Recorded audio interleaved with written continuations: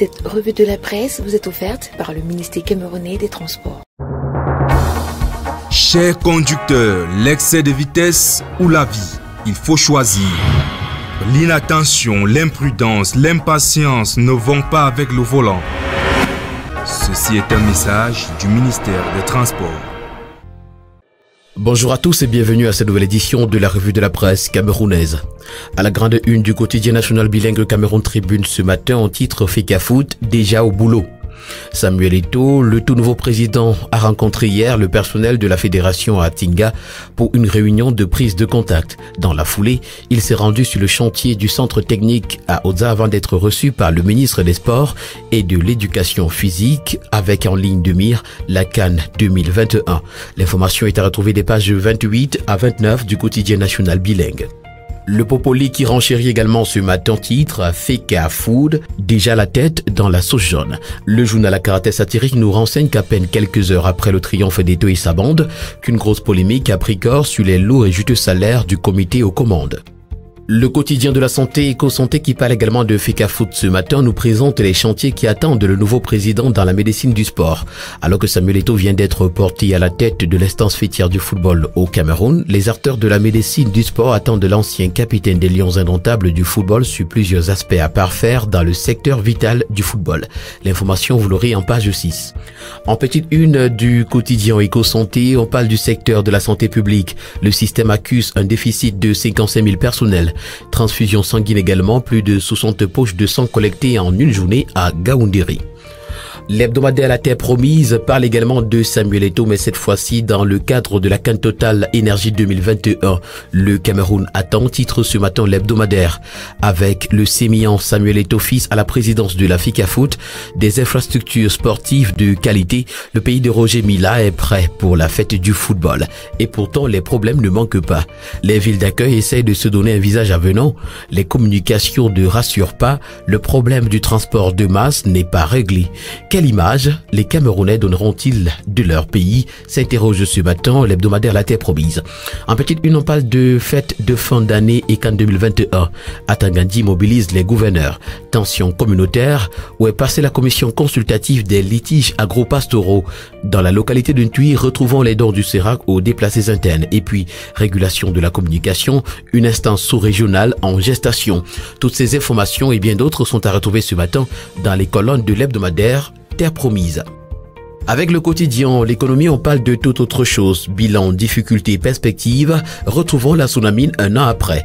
La Société nationale des mines, créée par décret présidentiel le 14 décembre 2020, est entrée dans la phase de son opérationnalisation.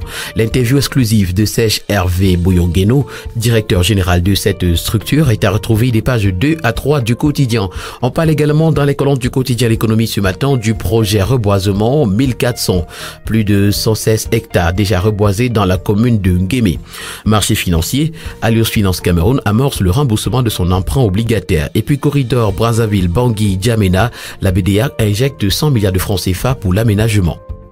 Le quotidien d'Amanmana, le jour pour sa part ce matin, parle de pollution. L'air irrespirable, titre ce matin le quotidien bleu. Le quotidien nous présente comment des particules fines se concentrent dans les centres urbains et menacent notre santé. L'information est à retrouver des pages 2 à 3. On parle également de Yaoundé où il y a une grève de transporteurs. Assemblée nationale, ce qu'il faut retenir de la session de novembre est à retrouver en page 5 du quotidien Le Jour. Avec l'hebdomadaire Vision économique ce matin, on parle de l'inflation du ciment. Le gouvernement dénonce la hausse unilatérale des prix par les producteurs locaux. Dans une correspondance adressée le 9 décembre 2021 aux directeurs généraux de toutes les industries productrices de ciment, l'institution tutelle dénonce la manœuvre collusoire de ses opérateurs autour de cette hausse des prix querellés du ciment. L'information, vous l'aurez en parcourant les colonnes de l'hebdomadaire Vision économique, notamment en page 7. En petite une, on parle du budget 2022. La répartition de l'enveloppe budgétaire de 5 752,4 milliards de francs CFA par département ministériel suivant les diverses priorités est à retrouver à la page 6 de l'hebdomadaire. À la une du quotidien, mutation, poulet, la fin d'année. Le quotidien nous propose une enquête sur la pénurie et la cherté de cette volaille sur le marché à quelques jours des fêtes de Noël et du Nouvel An. Le quotidien L'Info Chaud pour sa part ce matin parle de violence de la loi régissant les activités commerciales. Le supermarché Bao sous scellé. L'information au complet, vous l'aurez en page 3. On parle également de la success story de l'IAI Cameroun. Du studio Campus de Kolanga titre ce matin le quotidien L'Info Chaud. D'après la grande une du quotidien Econews, parution de ce 14 décembre 2021, 29 quartiers sont noyés à Bertois. La Camwater a procédé hier à la réception provisoire des travaux d'extension et de réhabilitation de la station de distribution d'eau dans la ville de Bertois. Les travaux sont réalisés par une entreprise belge à plus de 15 milliards de francs CFA. Les habitants sont impatients de recevoir les premières gouttes d'eau à travers leur robinet. Le quotidien Le Messager pour sa part ce matin parle du budget de l'État 2022 et s'intéresse à la tontine de la polémique. Le débat autour de l'article 93 de ce texte de loi intégrant des associations et organisations à but non lucratif fait jaser dans les rangs des partis politiques représentés à l'Assemblée nationale. L'information, vous la retrouverez en page 4. On parle également du Cameroun ce matin en petite une. Péril sur la biodiversité, s'interroge le quotidien Le Messager et puis crise dans le Logon-et-Chari, une paix fragile rétabli. En pied de une du quotidien Messager, retrouvons une consigne du nouveau président de la FECAFOOT au personnel hier lors de sa prise de contact. Travailler comme une équipe de football. La Nouvelle Expression parle également des terres sur les tontines. L'honorable Ninthieu dénonce.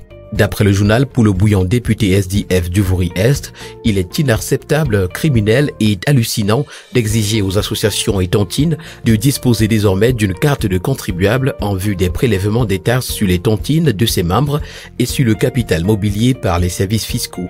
L'information, vous l'aurez en page 2. En petite une, on parle de droits de l'homme. Plus de 800 Camerounais tués depuis janvier 2021. Nord-Ouest, l'armée flatte les populations. À Bafoussam, il y a un regain d'insécurité. Et puis à Tian, 2 morts dans une attaque. Terminons ce matin avec le quotidien qui s'intéresse à la fluidification des corridors RCA Tchad-Cameroun.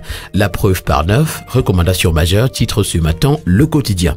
Mesdames et messieurs, c'est tout pour ce matin en ce qui concerne cette deuxième édition de la semaine de la revue de la presse camerounaise. Merci de l'avoir suivi et rendez-vous demain pour une nouvelle sortie. D'ici là, portez-vous bien et bonne journée à tous.